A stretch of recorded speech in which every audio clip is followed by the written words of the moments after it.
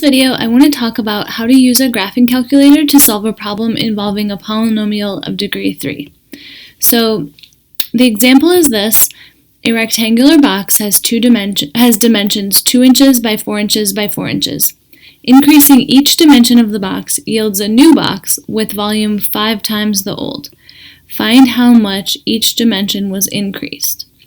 So when I begin to solve this problem, I need to remember that in any box, the volume is length times width times height. So now let's think about what it says. So it says that length times width times height was 2 times 4 times 4. So the old volume is 2 times 4 times 4, which is 8 times 4, which is 32. So 32 inches cubed is the old volume, right? And then it tells us that the new volume is 5 times 32, which should be inches cubed, should be 160 inches cubed. Okay, so we know what the new volume is. Now we want to figure out what the new what was added to each dimension.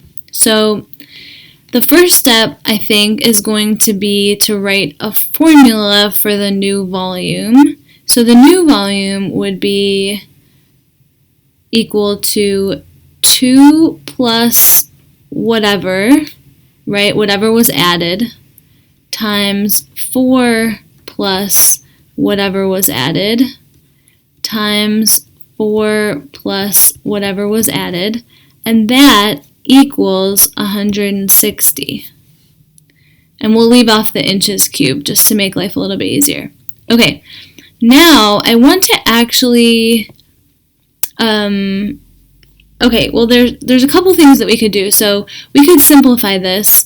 Since we're going to be putting it in a graphing calculator, we don't actually have to simplify it. The graphing calculator can do that for us. So let's go ahead and make life easy and not simplify this. Although you can definitely multiply this out and it will be fine. You can also avoid doing that and it's also alright. So if we have 2 plus x times 4 plus x times 4 plus, times 4 plus x, we want to figure out when this equals 160. Now, calculators aren't that good at figuring that out, but if you remember, your graphing calculator can help us figure out where something equals 0. So if we subtract 160 from both sides, then we want to figure out where this equals 0. And that's something that our graphing calculator can help us with. So let's go over here to Alex and try to use the graphing calculator to do this. So I had y equals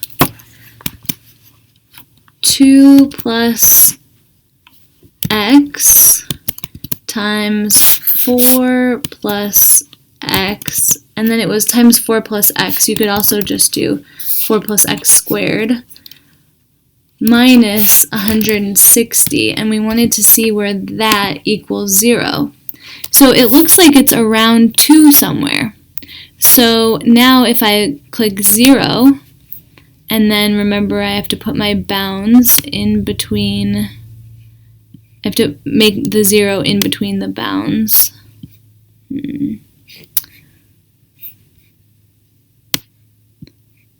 Why do you not want to let me move these?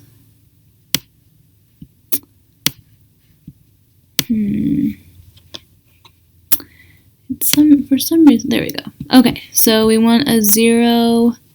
For some reason, it's having a hard time moving these bounds. Well, let's see if we can find a 0 in there. All right, 2.19, right? It says round to the nearest 2 decimal places. So 2.19 There you go. So see, it says round to the nearest 2 decimal places. So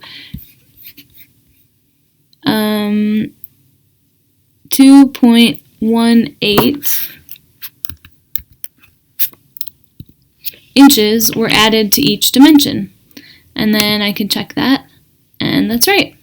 And that's how you use a graphing calculator to solve a word problem involving a polynomial of degree 3 in your ALEKS graphing calculator.